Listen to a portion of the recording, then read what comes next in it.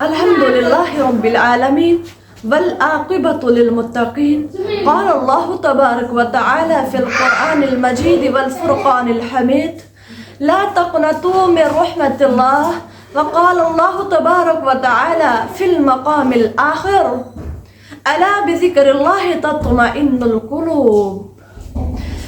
آج میری گفتگو کا جو عنوان ہے وہ ہے اللہ کی رحمت سے نا امید نہ ہونا، اور اللہ کے ذکر سے ہی دلوں کو اطمینان حاصل ہوتا ہے.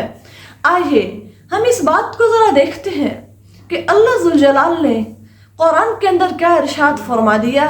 اللہ فرماتے ہیں کہ تمہارا پروردگار نہ تو تم کو چھوڑ دیا ہے اس نے، اور نہ وہ تم سے ناراض ہی ہے، اور آخرت تمہارے لیے دنیا سے کہیں بہتر ہے. اے میرے بندو، اللہ ذوالجلال قرآن کے اندر ہم سب سے خطاب کر کے فرماتے ہیں کہ میرے بندو، انسان جو بندے کا لفظ ہے یہ اصل میں انسان ہے، یعنی بندگی. اللہ فرماتی ہے میرے انسانوں، اے میرے لوگوں جنہوں نے اپنی جانوں پر زیادتی کی ہے، اللہ کی رحمت سے نا امید نہ ہو جانا. اکثر اوقات ایسا ہوتا ہے کہ ہم اپنے گناہوں پر نادم اور شرمندہ ہو جاتے ہیں. ہمارے گناہ جب حد سے بڑھ جاتے ہیں پھر ہم کہتے ہیں اب وہ وقت ہے کہ اب اللہ ہمیں معاف نہیں کرے گا. تو اللہ فرماتی ہے میں نے قرآن کے اندر یہ فرمایا ہے لا تقنطوا، تم میری رحمت سے نا امید نہ ہونا. میرے اللہ کی جو رحمت ہے وہ بہت وسیع ہے. اللہ تو سب گناہوں کو بخش دیتا ہے، بے شک وہی تو ہے بڑا بخشنے والا، بڑا مہربان ہے. اللہ یہاں پر اپنے آپ کو مہربان فرما رہے ہیں. اللہ فرماتے ہیں میں وہ ذات ہوں، تم بار بار گناہ کر کے میرے در پہ آؤ، میں اللہ تمہیں بار بار معاف کر دوں گا. ایسا نہیں ہے. اللہ فرماتے ہیں تم لوگوں کے پاس جاؤ گے، تم شرمندہ بھی ہو جاؤ گے تو لوگ تمہیں معاف بھی نہیں کریں گے. میں تو وہ ہوں، تم اپنے آنکھ سے مکھی کے سر جتنا تم موٹا آنسو نکال کے میرے در پہ آ جاؤ، میں اللہ تمہارے گناہوں کو معاف کر دوں گا. وہ اللہ تو اتنا مہربان ہے، وہ اللہ تو اتنا رحیم ہے. پھر اللہ ذوالجلال فرماتے ہیں کہ ڈرو مت، میں تمہارے ساتھ ہوں. دیکھیے اللہ کتنا بڑا یہ ہم سب پر ایک انعام کر رہے ہیں.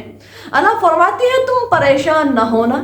زندگی میں اگر کہیں پریشان کن لمحات آ جائے، زندگی میں کٹھن حالات آ جائیں، زندگی نے تمہیں اس موڑ پر لا کے کھڑا کر دیا ہو جہاں سے تمہارا نکلنا محال ہو جائے، تو میں اللہ قرآن کے اندر فرماتا ہوں میں اللہ تمہارے ساتھ ہوں.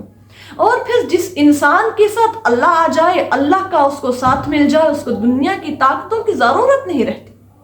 تو ذرا دیکھیے اللہ فرماتی ہے میں سنتا ہوں، دیکھتا ہوں، میں اللہ تو سمیع ہوں، بصیر ہوں. میں تمہارے رات کی تاریکیوں میں کیے جانے والے اعمال سے بھی باخبر اللہ ہوں.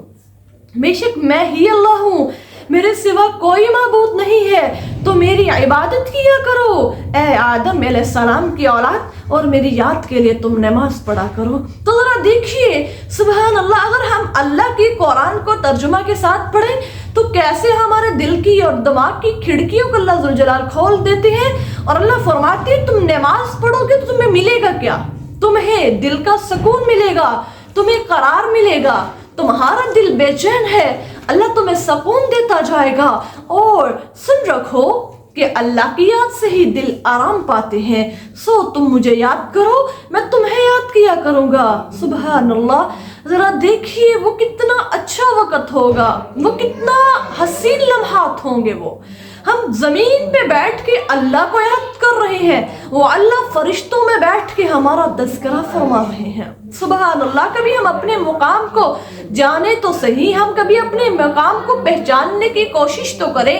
اللہ فرماتے ہیں اور میرا احسان مانتے رہنا اور میری ناشکری نہ کرنا.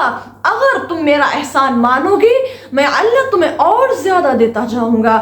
تم میرے شکر گزار بن جانا. لَإِن شَكَرْتُمْ لَأَزِيدَنَّكُمْ، اگر تم میرا شکر کرو گے لَأَزِيدَنَّ، یہاں پر مبالغے کا صیغہ ہے، میں تمہیں بہت زیادہ دیتا جاؤں گا. اگر تم ناشکری کرو گے میں اللہ تم سے ناراض ہو جاؤں گا۔ اللہ فرماتے ہیں پھر خوشیاں تم سے روٹھ جائیں گی، غم تمہارے مقدر بن جائیں گے، دنیا کی دولتیں بھی تمہارے پاس ہوں گی، لیکن دل کا سکون اور دل کا اطمینان تمہیں حاصل نہیں ہوگا۔ اگر تم دل کا اطمینان چاہتے ہو تو پھر تم پلٹ آؤ الی اللہ، میری طرف تم رجوع کر لو، میری طرف پلٹ آؤ، میں اللہ تمہیں دل کا سکون عطا فرماؤں گا۔ آج ہمارا لیسن اتنا ہے۔ اللہ ذوالجلال سے دعا ہے اللہ ہم سب کو اس پر عمل کرنے کی توفیق عطا فرمائے۔ السلام علیکم ورحمۃ اللہ وبرکاتہ۔